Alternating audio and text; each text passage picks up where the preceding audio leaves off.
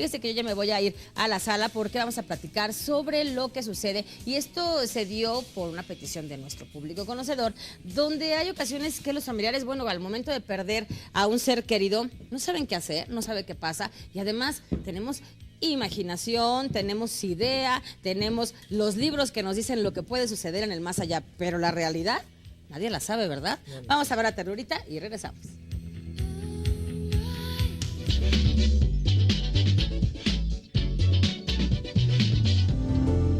Sé valiente.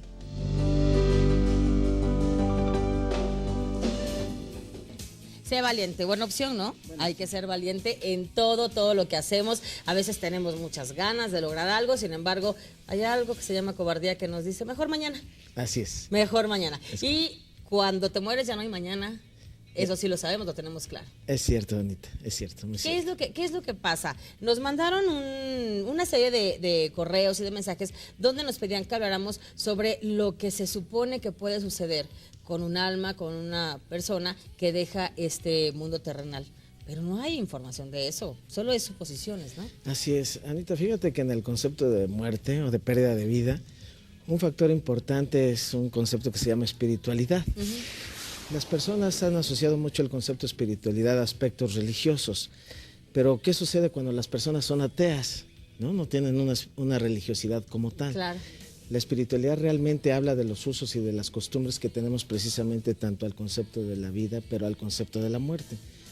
Esa espiritualidad se traduce en las costumbres, cómo veneramos al final de cuentas esa persona que pierde la vida, y habla de cómo va a trascender o cómo esperamos que trascienda después que muere.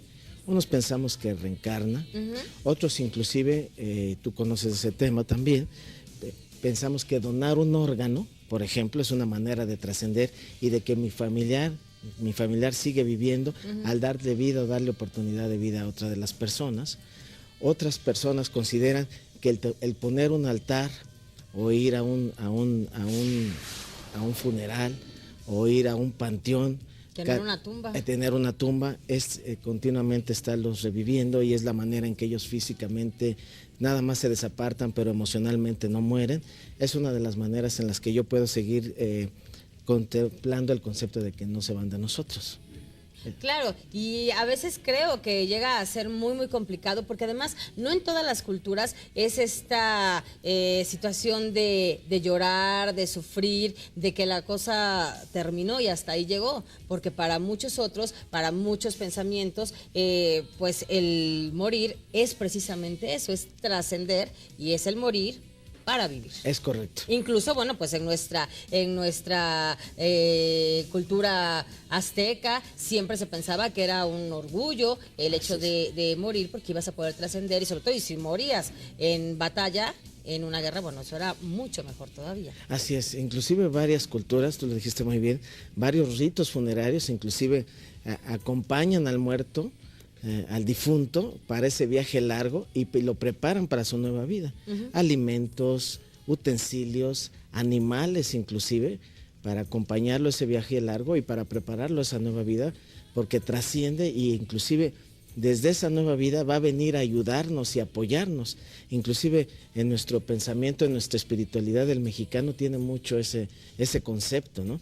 Pedirle a nuestros muertos que vengan a auxiliarnos en todas esas necesidades que tenemos en la vida actual, en la vida real, ¿no? Y sobre todo en muchos casos, por ejemplo, cuando es un niño el que es partícipe, el que, bueno, pues en su familia hay una pérdida, los papás, los abuelos, la familia en general, es muy común que le digan, tienes una estrella en el cielo, o hay un angelito, o alguien te está cuidando, y entonces en ese caso a lo mejor la percepción del niño puede variar un poco, pensando que hay alguien que lo está cuidando, a diferencia de un adulto que sabes que finalmente, bueno, no sabes dónde está y no sabes qué sucedió, y simplemente aquí su vida en la tierra terminó.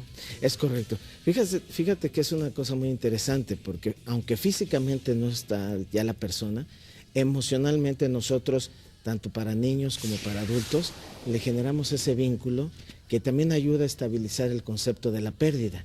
El sabernos protegidos, el sabernos apoyados dentro del dolor de la muerte, también ayuda a incorporar el concepto de la pérdida para irlo asimilando y desde luego para irlo aceptando sobre todo.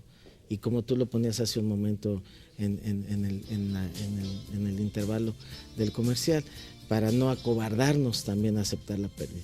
Claro, y en muchos casos, por ejemplo, también lo que nos preguntaban las personas, lo que nos mandaban a nuestro correo, era si al momento, por ejemplo, cuando había una muerte súbita, un accidente, algo que te arrebataba la vida, pues que en muchos casos se llegaba a pensar que esa persona en realidad, bueno, pues aquí podía permanecer un espíritu. Incluso hay una película que habla de el hecho de poder ya realmente atravesar el camino y pasar totalmente a lo que es el descanso o la vida eterna. Eso ustedes como tanatólogos, ¿qué saben? ¿Cómo lo comentan? Fíjate, Anita, que ha habido también ya varios estudios científicos formales, donde sí se han encontrado algunas evidencias de que esa espiritualidad se ha encontrado expresión de que sí hay datos de cierta trascendencia espiritual en ese concepto, ¿no?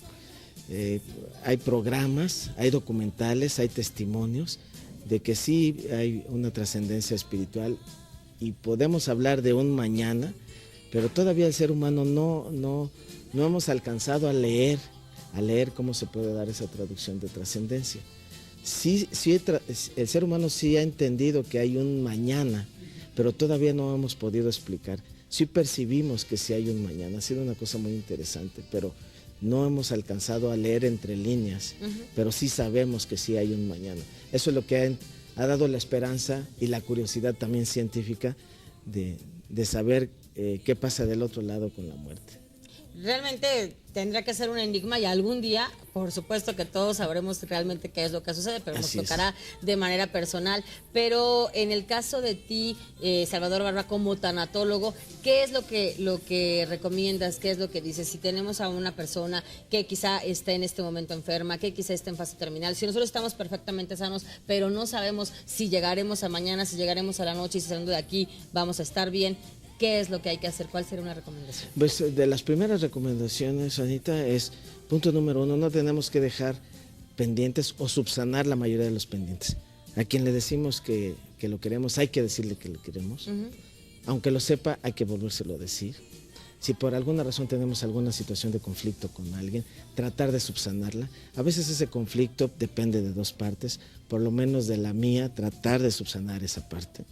Tercero, tratar de dejar algo trascendente o heredar algo trascendente. Muchas veces pensamos que la trascendencia se da a través de las cosas materiales, eso es un error muy grande. La trascendencia se da a través de los ejemplos, de los valores, del cariño, desde luego, dejando también definitivamente algunas cosas materiales en orden. Tú los has dicho muchas veces a través del tema que trataste del testamento, ¿te acuerdas? Entonces, es no dejarle problemas a los que se quedan en vida. Tú puntualizaste eso en aquella ocasión de manera muy clara. Entonces, son maneras de trascender y eso ayuda a que yo vaya cerrando mis propias necesidades y mis propios círculos, y evidentemente eso habla para evitar situaciones de muerte súbita, de muerte violenta, que pues está tristemente muy en boga. Y eso también ayuda a trascender y a que mi familia entienda por qué yo trascendí, en el aspecto de que yo preparé mis cosas para un mañana que iba a ser definitivo. Claro, yo creo que sí es importante que pensemos y que vivamos cada momento de verdad como si fuera el más intenso, el mejor de nuestra vida, para que cuando ésta llegue a su fin, pues sí podamos decir como amado Nervo, en paz. Exactamente. Nos vamos en paz. Muchísimas gracias y nos vamos a un corte. Les digo que en la música está con nosotros Diana Banoni y también vamos a hablar sobre lo que es un miércoles en la cultura, ya para prepararnos a lo que será el próximo miércoles. Así que regresamos rápidamente porque soy mujer.